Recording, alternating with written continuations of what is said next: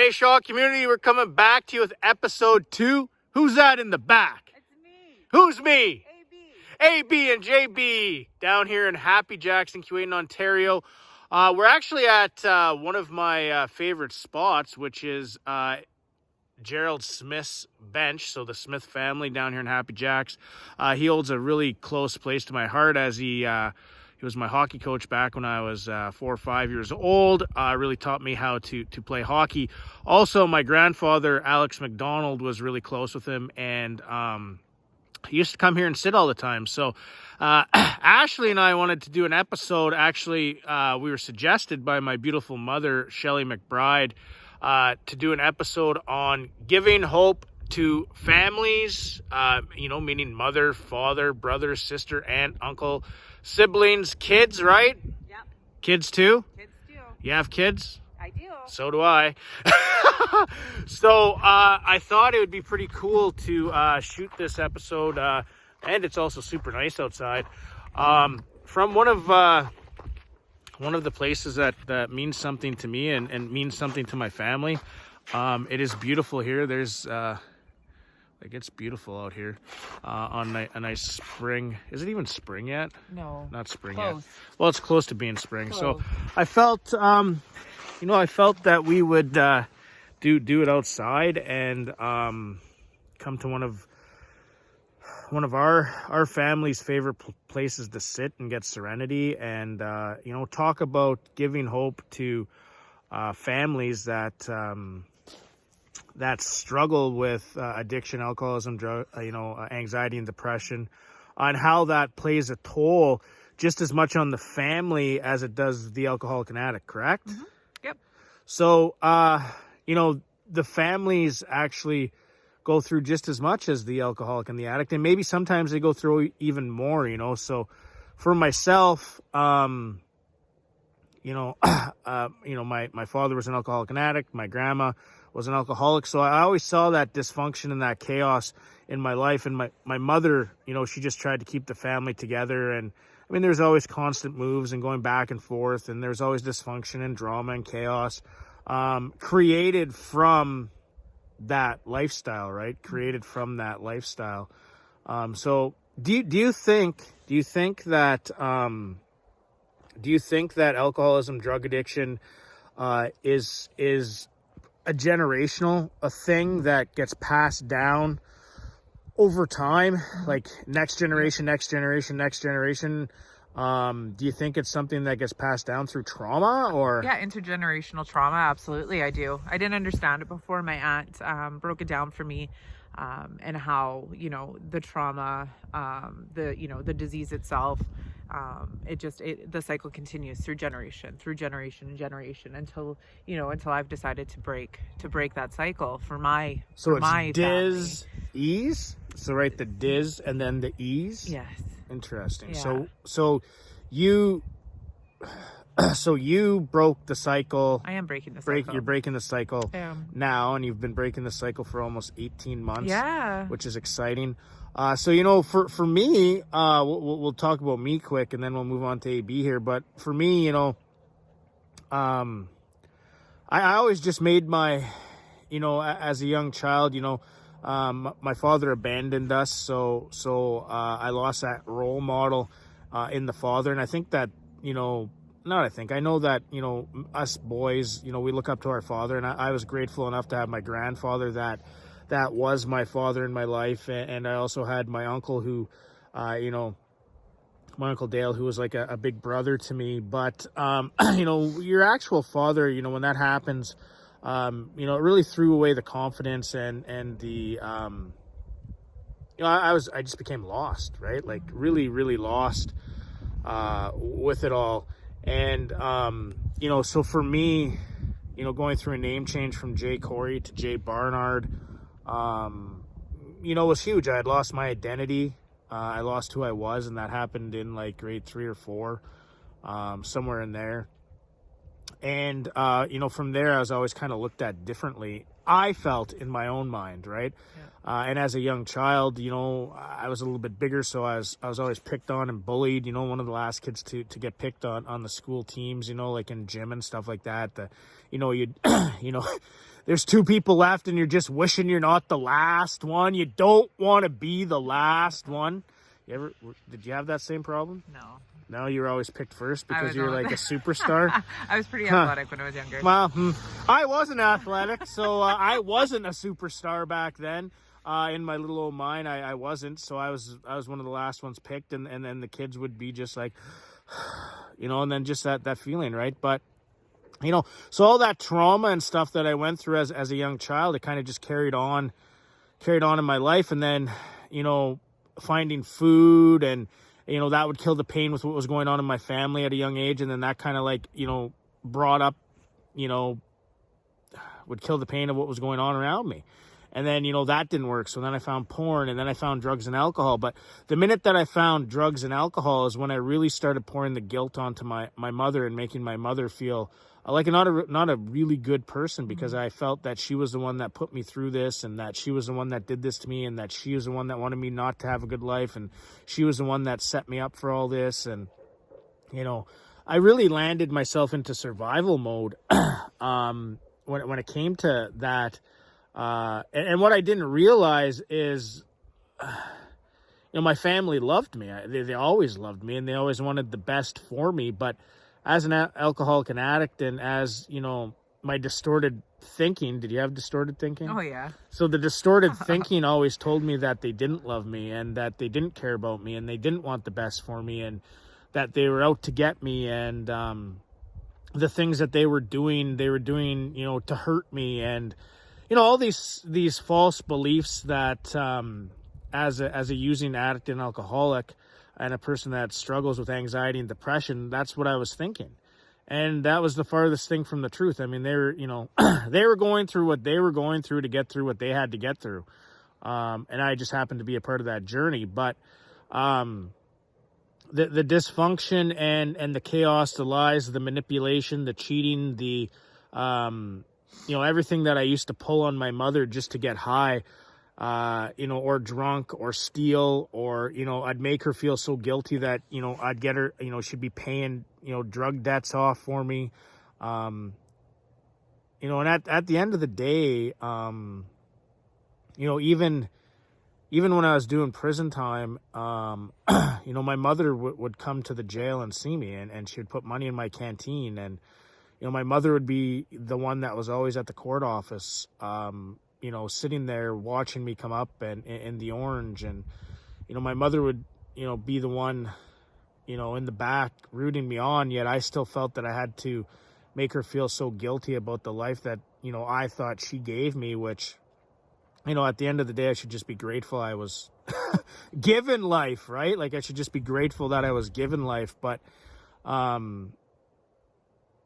it came to a point where, our relationship was so sick, it was almost like we were feeding off each other. You know what I mean? Yep. Like, did you go through that same stuff? Or? I had, when I was younger too, I did the same to my mom in a different way though. I left when I was really young. Went back and forth between houses because, if I didn't get one thing from my mom, I'd be mad. So I'd move to my dad's, and vice versa. Right. And that went on for a really long time when I was younger.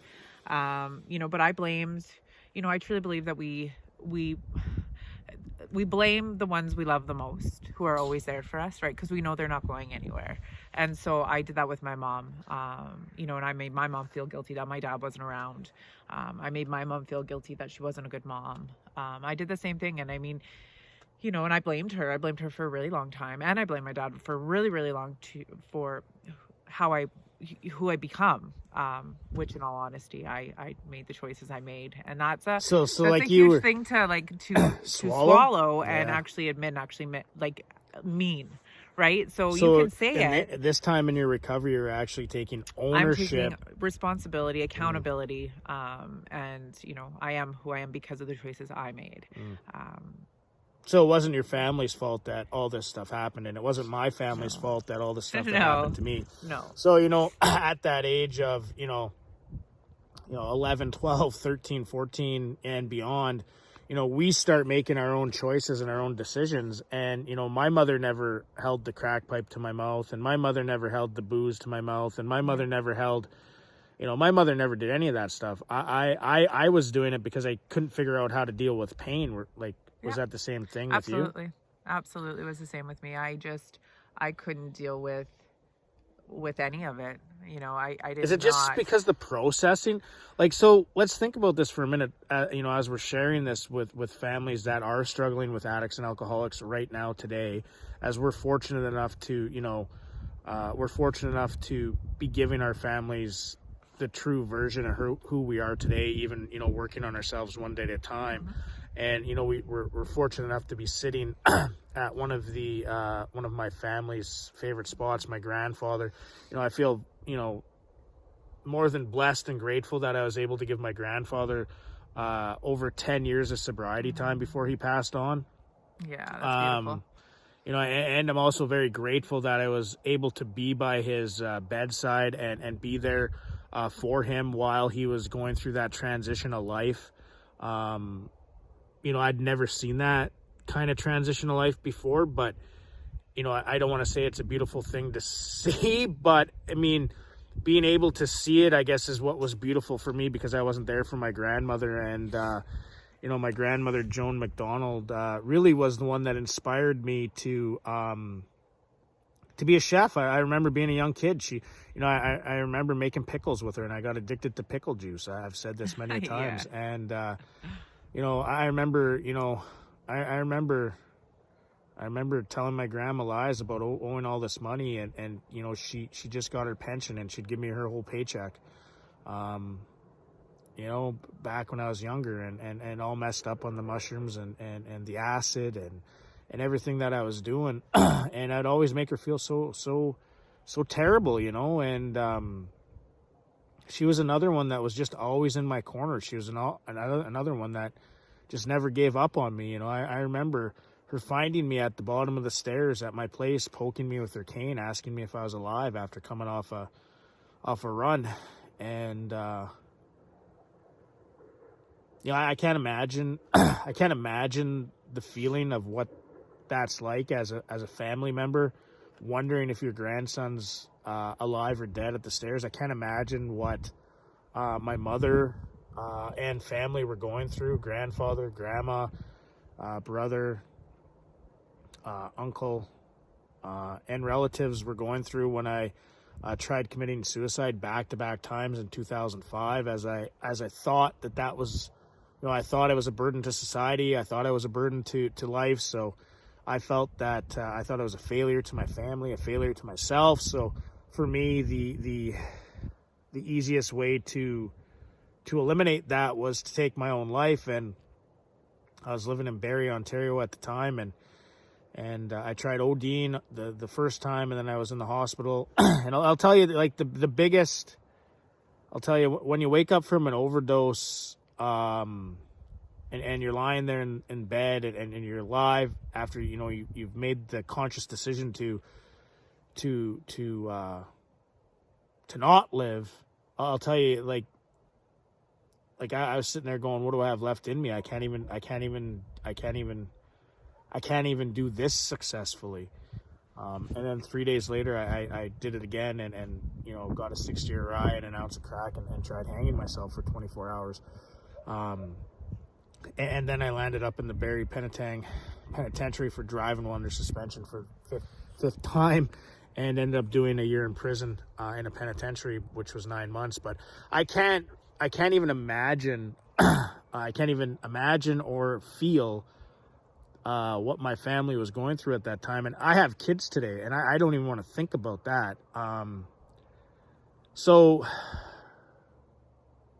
did your family deal with any of that kind of, like, were you ever suicidal? Gosh, yeah. Or were you ever? I don't want to say I was ever suicidal. I've had times where I didn't want to be me anymore. That's for sure. But I can honestly say I've never wanted to end my life. I've just not wanted to be my life. But not knowing how to change that. But the table has turned. For the fact that I remember my mom telling me stories of her, the phone would ring and she would just cringe, wondering if it was, somebody calling her to tell her that I OD'd, or, you know, there was time where she prayed, I wish I did go to jail, you know, because at least I'd be safe. Yeah. You know, there was times when I remember she told me that when I did go to treatment that she finally slept because she knew I was safe and I was somewhere where I was getting help, you know. And same with my kids, like, you know, there was, you know, it breaks my heart, but I mean, I'm glad we're not there anymore. You know, my daughter, you know, not knowing if I was alive, wondering if I was in a ditch somewhere, and that's hard to hear from your children now. You know, I take it, and I'm very thankful that, you know, I am clean and sober. And well, they're getting they're getting the best version of you. They are, and you know, in a million years, you know, you want to protect your children, not put them in pain, and not put them through that. And unfortunately, you know, that's where it ended. But they're strong girls, and we have a great relationship today. So, you know, and it's taking a lot of work, and I think it's good, you know, and it's important to understand from their point of view, but also from you know, from my point of view, an alcoholic and an addict's point of view, that we need to put the work in to have relationships with our families. You know, you can't just okay. So this is a good time to say. So just getting clean and sober, you're not going to get your relationships right back the next day? Is that no? I honestly thought when I did a 28-day treatment program and finished it, that my relationships would be mended, and my relationships from, you know, all the dysfunction, all the chaos, all the drama, all the hurt, lie, manipulations that I brought into my family would be forgiven and forgotten. And just like that. And so what is selfish? What a selfish my ego was very I had a very big ego, and that's how it was going to be, because I did that, and So here's a question for you too. So you're in young recovery. I am. I've got a couple days in, and I remember coming back to my family probably 4 months, 9 months, 1 year, you know, and you know, it's not like they were waiting for the shoe to drop, because they were very happy and very blessed that I had, you know, managed to somehow get one day at a time clean and sober. But I guess a piece of me was always thinking, you know, do they think I'm going to fail? Yeah. Am I going to fail? You know, why am I not getting invited to these events? And why am I not getting invited to this? And you know, why are they kind of walking on eggshells still? You know, I got 120 days. That's DAYS, not DAZE. And I'm trying really hard. And, you know, the part I didn't really understand is, you know, I brought on 18 years of complete dysfunction, chaos, drama, hurt, to my family, that that can't get fixed overnight. And here I thought in young recovery that, you know, I went and got clean and sober, and here I got this life today, and you know, why? But what I didn't understand is all the trauma and the abuse and the hurt and all of that stuff that I did to them was always still there. Yep. And I can't change them. I can only change myself. So if I can continuously and consistently change myself on a daily basis to be a better person today, that will help and heal and mend the relationship moving forward. Absolutely. And I think that can go both ways, right? So I mean, and I can speak this of my mom, because my mom, you know, has been, you know, pretty open with me. She also had to take a step back and realize that my life is not her life, and she can't fix me, and, you know, she has to take care of herself, and whatever that looks like to her is okay. This is a good time to talk about this one, actually. So do you think family members and brothers and sisters try to fix the alcoholic and an addict in the way that they want them fixed?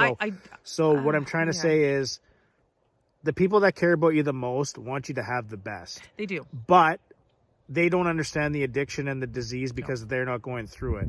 So do you think that you get defensive when somebody tries to tell you need help when you don't think you need help? Yeah. I do. Absolutely. I do.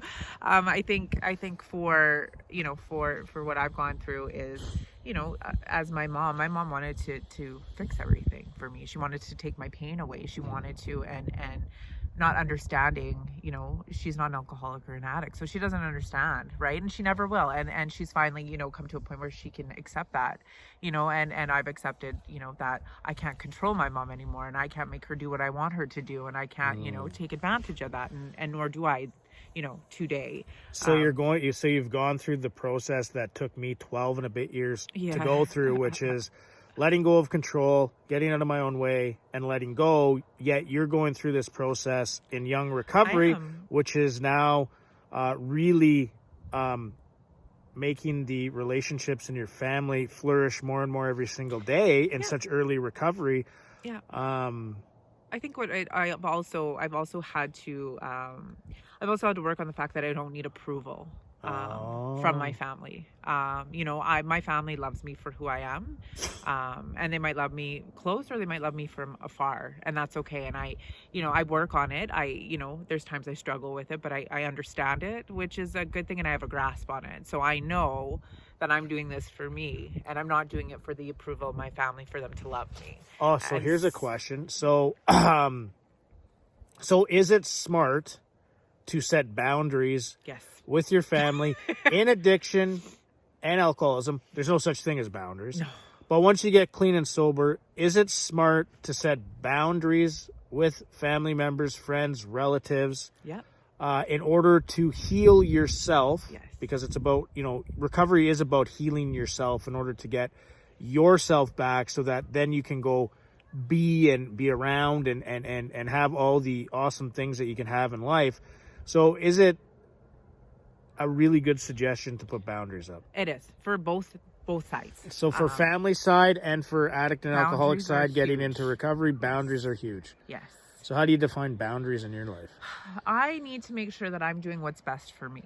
And like I said, approval, I don't need approval from anybody anymore, which is a good thing.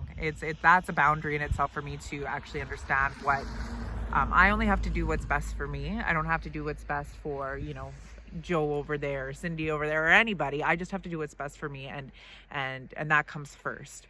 So for myself, is that hard, or is it hard to do what's best for you, and it's easier to do what's best for other people? Well, then I don't have to work on myself. Right? Oh, so are you still running? Yeah. Oh, running.